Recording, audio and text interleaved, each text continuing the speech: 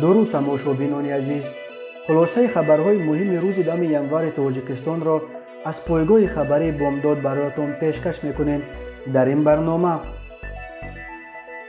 شعارها با طلب استعفای امامعلی رحمان در اصفهان، امریکا یک نهاد ویژه برای روسیه و آسیای مرکزی تشکیل میکند، 18 نامزد از جمله خدای زنده، انتخابات پیش از مولد پرزیدنتی اینک ششم قرقیزستان، درد فراق تاجیکان در عهد پاندمی بالا گرفت و اکنون تفصیلات خبرها.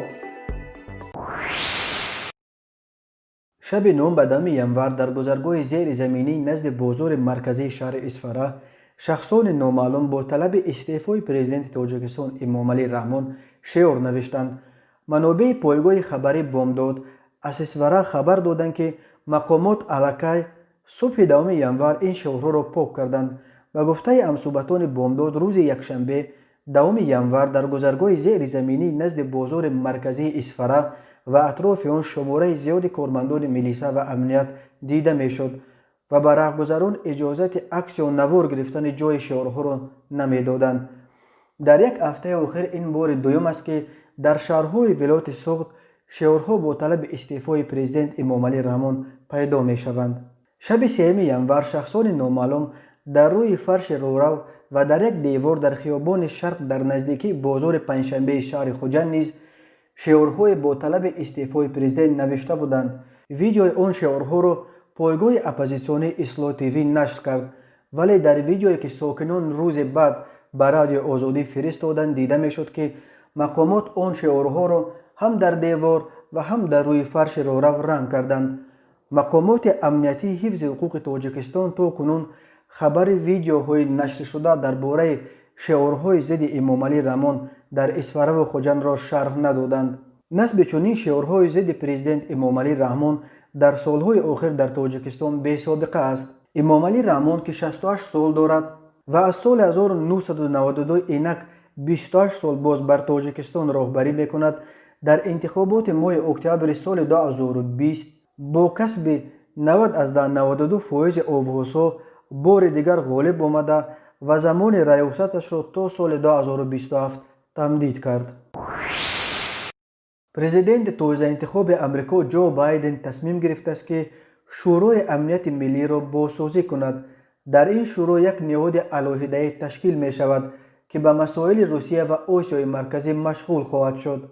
تیم بایدن علاقه اعلان کرد که این نهاد نو را اندریا کندل تیلر، کارمند سابق مقامات امنیتی امریکا، راهبری خواهد کرد.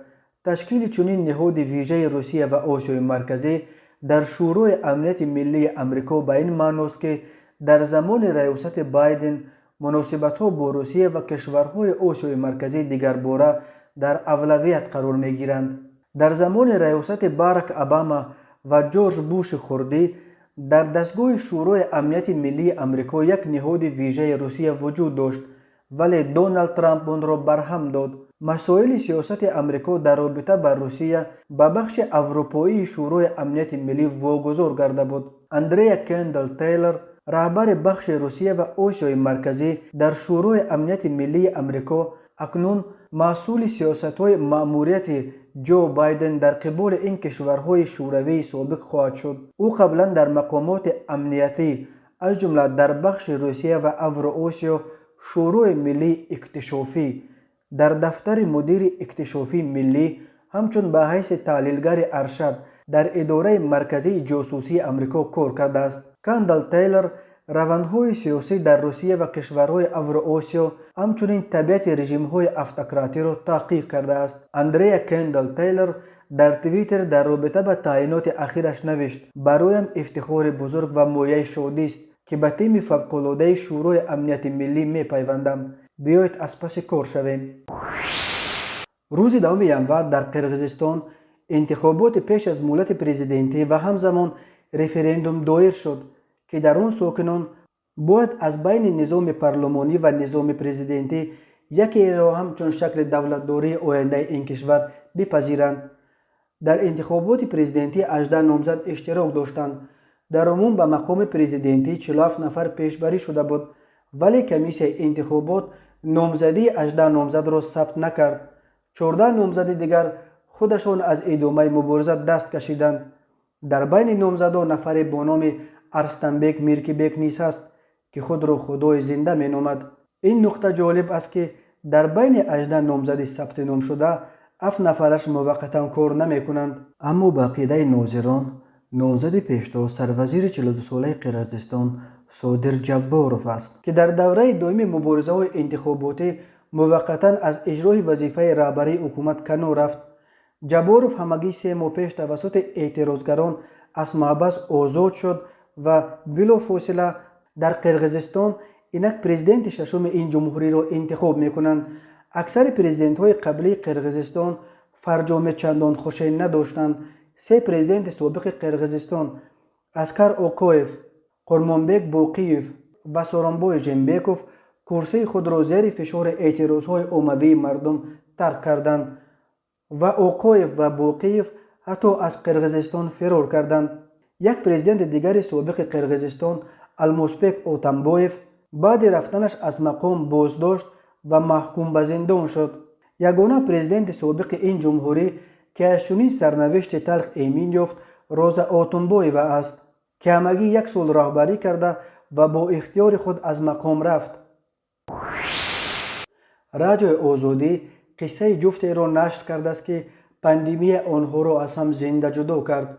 اعظمجان رؤوفов ساکن 29 ساله نویه شهر نفت در تاجیکستان قرار دارد. اما همسرش یاسمن یوسفova با 3 فرزند در شهر چیته روسیه در مانده است. ماه مارت یاسمن با کودکانش برای درست کردن حاجت‌های شهروندیشان به چیته پرواز کرد، ولی چند روز بعد رفتنش با سبب پاندمی سرحدها بسته شدند و آنها دیگر به تاجیکستان برگشتن نتوانستند. اعظمجان در این سو و زن و فرزند در چند هزار کیلومتر دوری اینک قریب 1 سال باز با یکدیگر دیدن نمیتوانند. اعظمجان در این سو و زن و فرزند در چند هزار کیلومتر دوری اینک قریب 1 سال باز یکدیگر را دیدن نمیتوانند.